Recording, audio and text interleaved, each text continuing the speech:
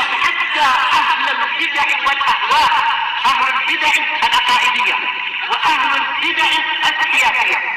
أنا أقول بيننا وبينكم السلف، بيننا وبينكم الكتب، كان فيقول البدع بيننا وبينكم. Bismillahirrahmanirrahim. Qala Syekh Abdul Aziz Al-Rasyid rahimahullah, masih di muka surat 122. Fal udwanu fi haqqillah, bentuk melampaui batas terhadap hak Allah, kama idza ta'adda ma ubiha lahu minal wata'il halal. Itu sebagaimana ketika seorang hamba itu melampaui perkara yang dibolehkan. Misalkan apa? Yaitu menggauli istrinya yang halal itu, atau menggauli hamba sahayanya, fil azwaji wal mamlukat, yaitu istri dan hamba sahaya, ila ma harrama alaihi min siwahuma. Dia masuk kepada yang diharamkan selain dari dua tadi.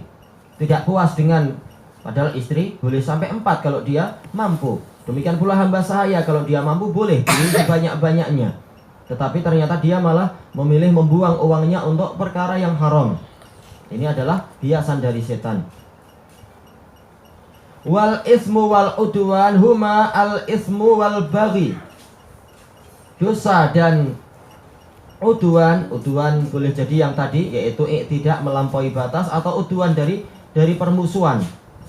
Ini adalah ism wal baghi, dosa dan kezaliman, al-madhkurani fi suratil A'raf, yang tersebut di dalam surat Al-A'raf, ma'annal ghaliba isti'maluhu fi huquqil ibad. Walaupun yang banyaknya seringkali al-baghi itu digunakan untuk hak para hamba, wal istitalati alaihim, yaitu bersikap lancang terhadap mereka. Hampir sama dengan istilah apa? Melampaui batas. Wa ala hadza fa idza qatarana bil udwan, karena itulah apabila dosa digandengkan dengan al udwan, sikap kezaliman, kanal baghyu zulmahum bi muharramil jins, yaitu yang namanya udwan itu adalah kezaliman kepada manusia.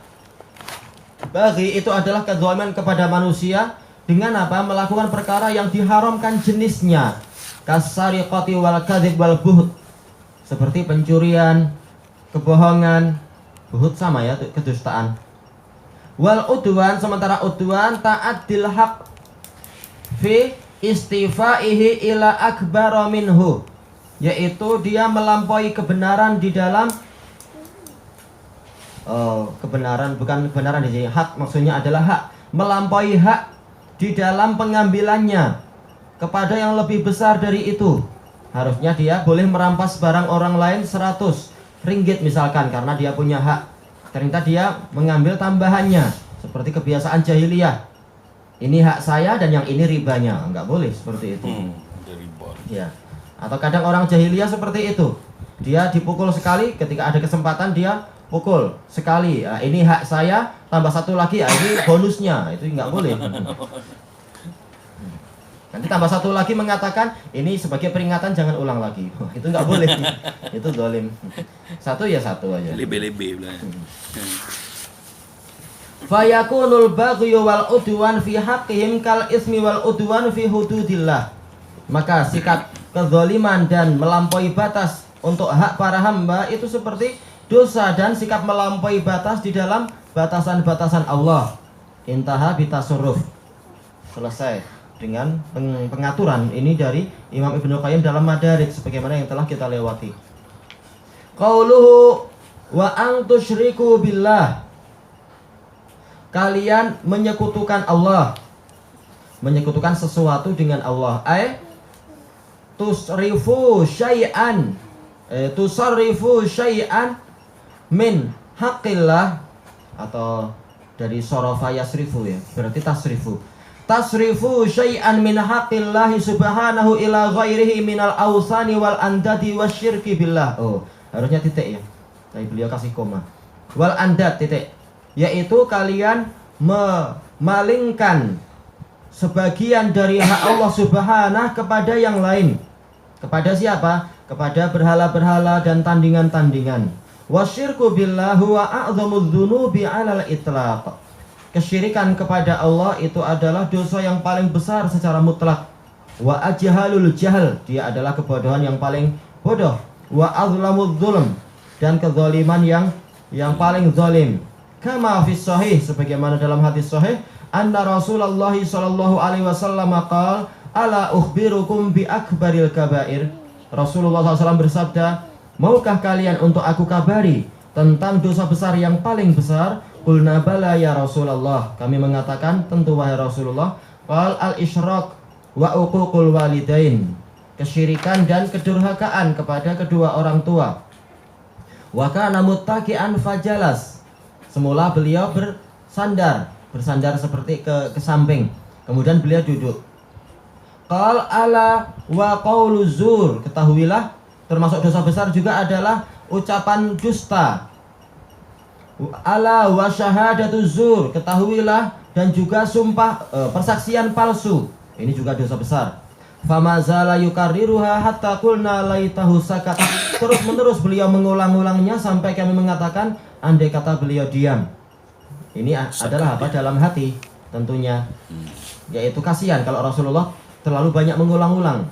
Demi apa? Biar umat itu tidak melakukan ini. Itu pun walau diulang-ulang banyak, sampai sekarang orang banyak mengucapkan kalimat yang dusta dan saksi palsu. Padahal Rasul sampai mengulang-ulang sampai seperti itu. Disebutkan dalam syarahnya, ini bukan berarti sahabat itu lancang. Kenapa Rasul nggak diam aja? Bukan gitu. Tapi maksudnya adalah para sahabat itu kasihan pada Rasulullah. Cukup Rasulullah mengucapkan sekali dua kali, sahabat nanti akan menyampaikan ke umat. Ini sampai beliau mengulang-ulang, menunjukkan betapa besarnya permasalahan ini, persaksian palsu dan ucapan dusta.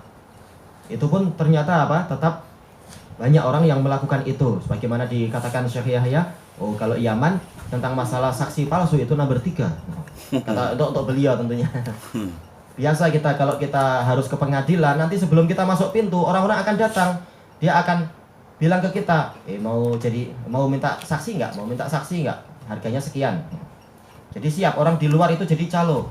Kita bayar sekian, dia siap jadi saksi. Oh, memang orang ini baik. Oh, dia memang punya piutang di sana dan seterusnya. Dia tak tahu pun. Nggak tahu, tapi yang penting kalau ada bayaran jadi kenal. Alhamdulillah. Ya, karena apa? Karena hakimnya sendiri seperti itu juga. Hakimnya juga kalau dibayar, dia siap mendukung. Sebagaimana Syekh Yahya mengatakan, biasa hakim-hakim di Yaman seperti itu. Kalau kita ingin memenangkan case, kita harus bayar dia. Kadang sudah kita bayar, dia bilang, ini tidak cukup, tidak sebanding dengan api neraka, tambah lagi lah. Dia tahu kenapa masuk neraka. Tahu dia. Minta lebih banyak dulu. Na'udzubillah. Nah, semuanya apa? Sama-sama kerjasama dalam kebatilan. Padahal ini adalah dosa besar. Thayyib, hadis tadi diriwayatkan oleh Bukhari nomor yang ke 2654 dan Muslim nomor yang ke 86 dari Abi Bakrah radhiyallahu an. Thayyib. Wa fi shahihi min hadis Abdullah bin Mas'ud radhiyallahu anhu annahu qala lin Nabiy sallallahu alaihi wasallam. Ibnu Mas'ud radhiyallahu an bertanya kepada Nabi sallallahu alaihi wasallam, ayyu dzambi indallahi a'dzam? Dosa apa di sisi Allah yang paling besar? Faqal anta ja'ala lillahi nidda wa huwa khalaqak. Engkau menjadikan untuk Allah tandingan dalam keadaan Dia yang menciptakanmu. Qal qutu summa ai, kemudian dosa apa yang berikutnya? Qal anta qatula waladaka khasyata an yata'ama ma'ak. Engkau membunuh anakmu karena engkau takut dia makan bersamamu. Padahal masing-masing nyawa itu Allah Ta'ala sudah menyiapkan rezekinya. Bahkan boleh jadi rezekinya itu apa? Sampai ke kita juga. Ada keberkahannya. Iya, kita bunuh dia dalam keadaan kita nggak tahu masa depan dia. Barangkali dia nanti jadi apa? Pemimpin syarikat besar, rugi kita. Nggak jadi dapat. Kita tidak tahu. Yang penting apa? Kita jangan buruk sangka pada Allah.